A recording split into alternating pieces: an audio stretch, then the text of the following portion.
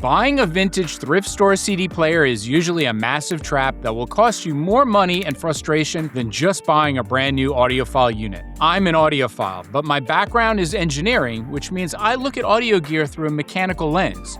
And the mechanical reality of used CD players is that they are filled with proprietary failing lasers and dried out rubber belts that are virtually impossible to replace. Trust me, as I restore vintage gear as a hobby and I have to replace most lasers if I can source them on these players. If you do not know exactly what to look for when shopping for a player, you're going to waste your money on a broken piece of plastic, and worse, you'll miss out on an incredible high-resolution audio format your physical CDs are actually hiding. Today we are talking about CD players because the physical media revival is absolutely real, and a lot of you have been digging your old discs out of collections in the attic.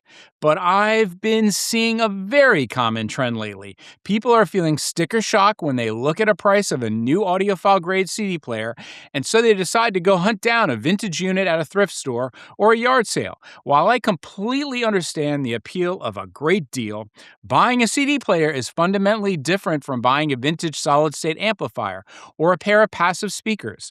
CD players are highly mechanical devices. They rely on moving parts, precise alignments, and delicate optics. When those physical parts fail, you don't just get a drop in sound quality, you get a dead unit. So today I want to walk you through 4 massive mistakes people make when buying a CD player, whether new or used, and give you a bonus tip at the end that can completely transform the sound of the discs you already own. Let's get into it. The first and biggest mistake I see people make is assuming all new CD players are too expensive, which pushes them straight into the vintage repair trap. I think a lot of this comes down to how we remember pricing.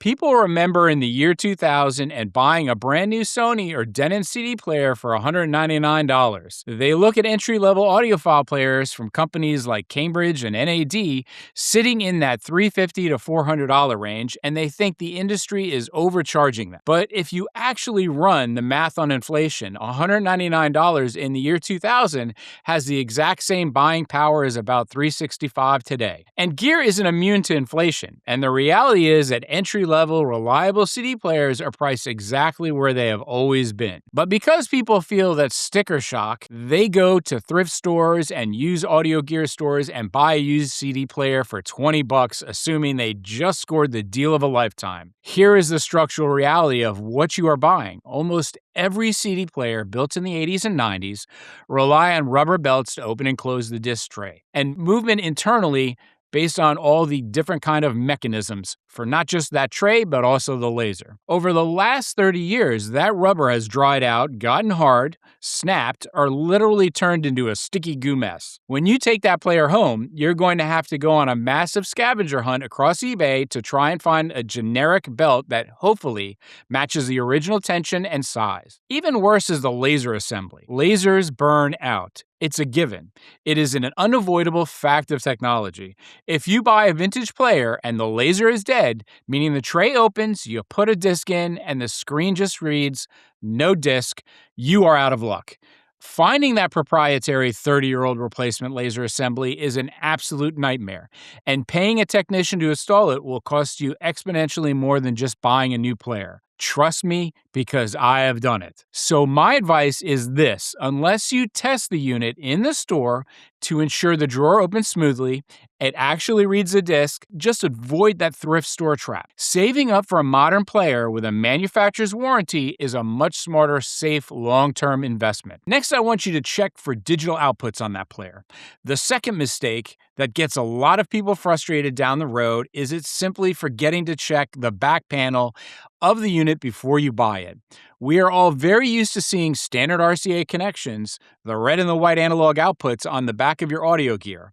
A CD player reads the digital ones and zeros off the discs, runs that data through an internal digital to analog converter or a DAC, and outputs an analog signal through those RCA jacks to your amplifier. If you buy a CD player that only has RCA outputs, you are permanently handcuffed to the internal DAC inside that exact machine. DAC technology has evolved at a blistering pace over the last 2 decades. The DAC chips inside a budget player from 1995 is going to sound veiled and noisy compared to modern converters. If you want to upgrade your system's sound later, a player with only RCA outputs for the analog connection gives you 0 options. You're stuck.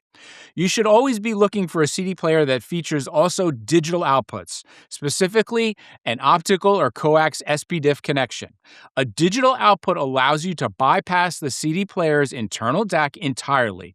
You can take the raw digital signal straight off the disc and send it to a brand new modern external DAC. Having those digital outputs future-proofs your purchase and guarantees that your player can grow through your system as an upgrade. This leads us perfectly into the third mistake, which is buying a standard CD player when what you actually need is a dedicated CD transport. Most people don't know the difference between the two. As we just discussed, a standard CD player handles everything in one box. It reads the disc, it converts the signal using an internal DAC, and outputs analog audio. But what if you are already an audiophile who owns a fantastic standalone DAC from a company like Chord Electronics, Audiophile Audio, or Bracasti? You've already invested heavily in your DAC sound signature. There is absolutely no reason for you to pay for another built-in DAC inside a CD player that you are never going to use. This is where the CD transport comes in. A transport does not have a DAC inside it.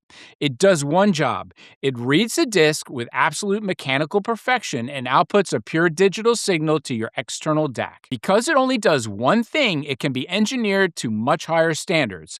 There is no DAC circuitry taking up space, competing for power, or introducing electrical noise into the chassis. From a structural engineering standpoint, transports are fascinating. Take a look at the TIAC VRDS 701T, which comes in at around $3,300. It uses TIAC's vibration-free, rigid disc clamping system. Instead of just spinning the disc freely, it actually clamps the entire surface of the CD to an aluminum turntable. This mechanical corrects any warping in the plastic discs and virtually eliminates rotation vibration.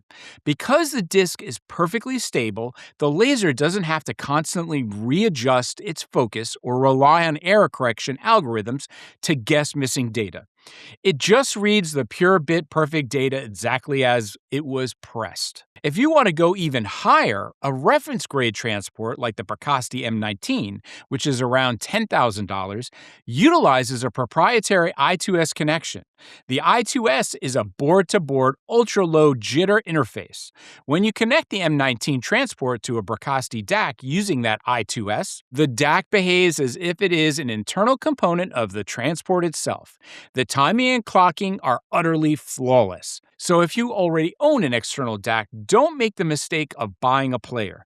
Buy a dedicated transport and let your DAC do the heavy lifting. Conversely, if you don't want the hassle of separates, look at an all-in-one unit like the Technics SL G700 M2, which gives you the disc playback, a flagship DAC, and a network streamer all in the same chassis. Let's not ignore SACDs. The fourth mistake is ignoring the formats hiding in your own collection, specifically Super Audio CDs or SACDs. If you've been collecting CDs for a long time, there is a very high probability that you own SACDs without even knowing it. An SACD is a high-resolution optical disc format that uses DSD or direct stream digital instead of PCM audio found on normal CDs. Some SACDs are dual layer. They have both an SACD layer as well as a CD layer. That's why maybe you don't realize you've got them. When an album is mastered properly, the DSD layer on an SACD offers significant better dynamic range, a wider frequency response, and an incredibly smooth analog-like presentation. Here is the catch.